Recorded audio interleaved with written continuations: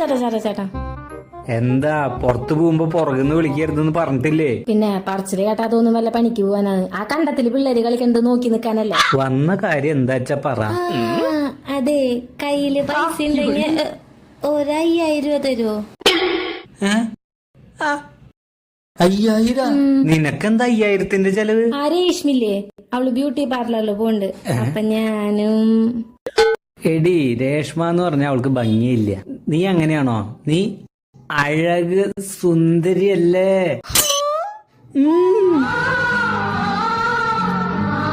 എന്നെ കാണുമ്പോഴേ ചെറുപ്പത്തിലെ എല്ലാരും പറയാറുണ്ട് ഞാൻ സുന്ദരിയാണെന്ന്. പറഞ്ഞിട്ടുണ്ടാവും. അതെ, നീ രേഷ്മയോട് അധികം സംസാരിക്കാൻ പോണ്ട, അവള് വഴി തെറ്റിക്കും. കേറിപ്പോ. ഓഹ്, രേഷ്മയ്ക്ക് 5,000 ഒപ്പിച്ച് ഞാൻ 5 പേരുടെ കടം വാങ്ങിച്ചിട്ടാ. ചേട്ടാ ഇനി എന്താ?